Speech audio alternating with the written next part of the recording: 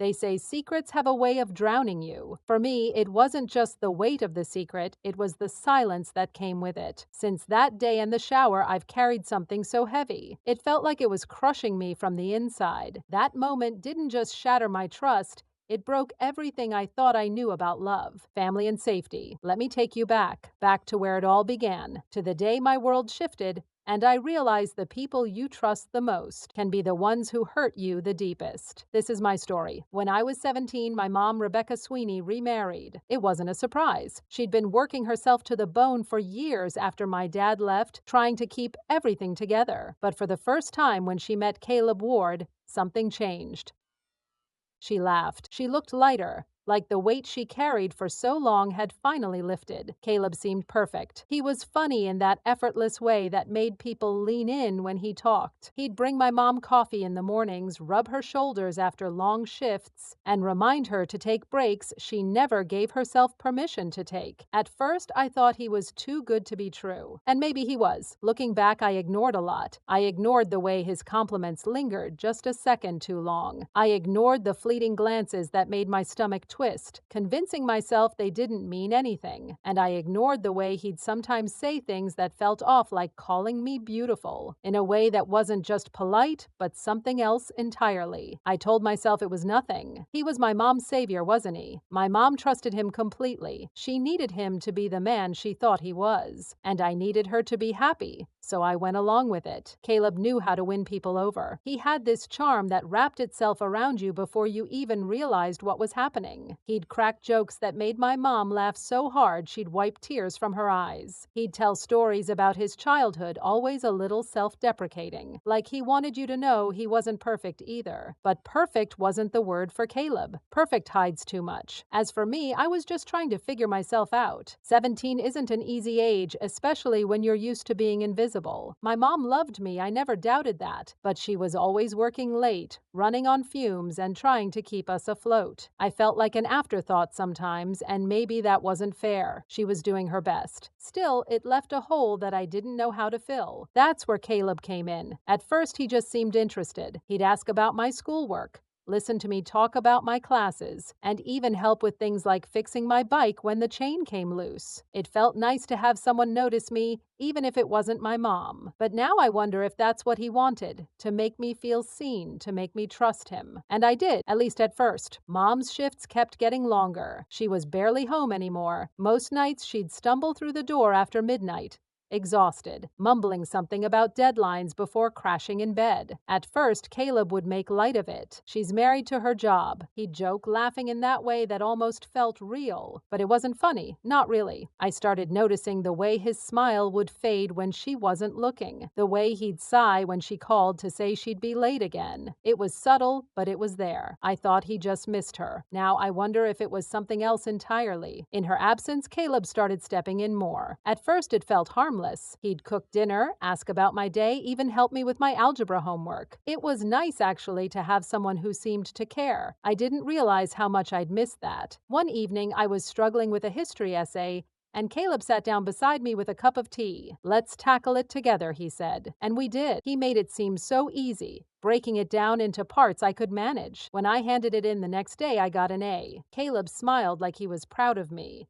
And for once, I felt like I wasn't just fumbling through life on my own. It wasn't just homework, though. Caleb started noticing things, little things. He'd ask about my friends, my favorite music, and even how I was feeling. It was more attention than I'd ever gotten from anyone, and I didn't know how to handle it. I started looking forward to our talks, to the way he'd listened like I actually mattered. I didn't think much of it then.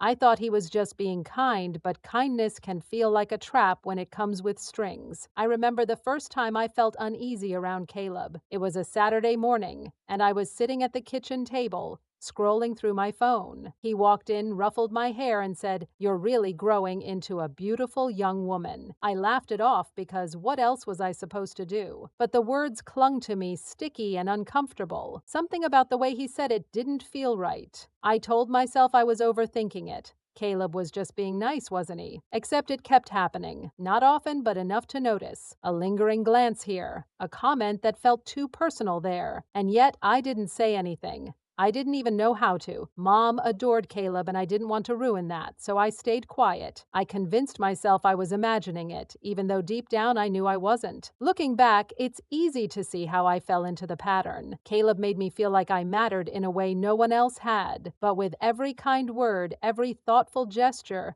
there was something else beneath it, something I couldn't quite name but couldn't ignore either. And the closer he got, the harder it was to pull away. If you're still here listening to my story, it means a lot. Sharing this hasn't been easy, but I hope it connects with someone out there. If you've ever felt unseen or unheard, you're not alone. Please take a moment to like this video and subscribe to support me as I continue sharing stories like this. It helps more than you know. It was one of those mornings where the rain taps lightly against the windows, like it's trying to remind you to slow down. Mom had left before dawn for another work trip, her suitcase clattering down the stairs as Caleb helped her load the car. The house felt too quiet after she left, the kind of quiet that wraps around you and pulls you inward. Caleb offered to make breakfast. He cracked eggs into a pan, humming to some old song on the radio. I sat at the table, hands wrapped around a mug of tea, and for the first time in weeks, it felt like someone was paying attention to me. Real attention. He asked me about my classes, my friends, even my favorite books. We talked about everything and nothing, and it felt good. Not like an afterthought or a burden, but like I mattered. And I didn't realize how much I missed that feeling until it was right in front of me. But then something changed. Later that morning, I decided to take a shower. The hot water always helped me clear my head. I could let the steam fill the room and pretend just for a moment that everything outside didn't matter. I was rinsing shampoo from my hair when I heard it. The faint creak of the bathroom door opening. My heart jolted. At first, I thought it was my mom, maybe coming back because she'd forgotten something. But then I remembered she wasn't home. My breath caught and I froze, water streaming down my face. The sound of footsteps was soft but unmistakable. Then I heard his voice. "Hey," Caleb said, his tone light, almost casual. I just wanted to grab a towel. I clutched the shower curtain like it was the only thing keeping me safe. The fabric stuck to my wet hands and my heart pounded so loudly I could hardly hear anything else. Caleb didn't move right away. He stood there smiling, his eyes lingering far too long. My mind raced trying to figure out what to do. But I couldn't move. I couldn't speak. I felt small and helpless like a deer frozen in headlights. And then just as quickly as he came, he left. The door clicked shut behind him and I was alone again. But the air felt heavy, like the walls themselves had shifted. I stayed in the shower far longer than I needed to, letting the water turn cold as I replayed the moment over and over in my mind. Was it an accident? Did I overreact? 1,000 questions filled my head, but no answers came. Just fear, just confusion. When I finally stepped out of the shower, I felt like a different person, like something had been taken from me. Even though I couldn't quite name what it was, I tried to shake it off, to push the feeling aside, but it stayed with me, clinging like the steam on the mirror that refused to fade. For days, that moment in the shower haunted me. I replayed it again and again, trying to make sense of it. Maybe he really just needed a towel. But then why did he linger? Why didn't he knock? And why did I feel so?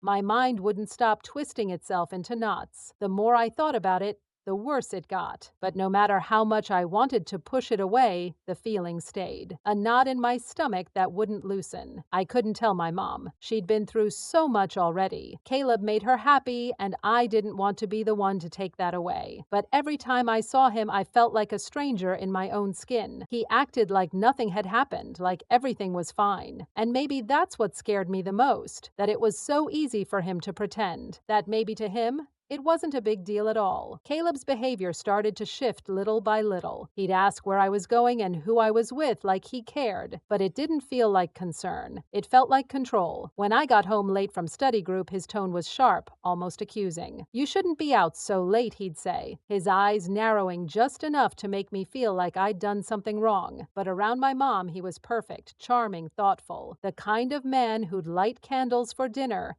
and kiss her on the forehead just to make her smile. It was like watching someone flip a switch. And every time he laughed at her jokes or held her hand, I felt like I was losing my mind. I started pulling away, Not just from him, but from everything. My friends noticed, but I didn't know how to explain it. How do you tell someone that your home doesn't feel safe anymore? One night, everything unraveled. I was in the living room scrolling on my phone when Caleb's phone buzzed on the counter. He was outside smoking on the porch, and for a second, I thought about ignoring it. But something made me look. The screen lit up with a text, "Miss you already." My heart stopped. My hands shook as I picked up the phone. I shouldn't have looked, but I couldn't stop myself. There were dozens of messages, all from the same number, flirty, intimate pictures. My throat tightened and my chest felt like it was caving in. He wasn't just cheating on my mom. He was lying to all of us, and suddenly everything clicked. The lingering looks, the comments, the way he acted like he owned me in this house. It was all part of the same pattern, and I hated him for it. I wanted to scream. I wanted to march outside, throw his phone at him, and tell him I knew everything. But I didn't. I couldn't. The words stuck in my throat, heavy and suffocating. If I told my mom, it would destroy her. If I stayed silent,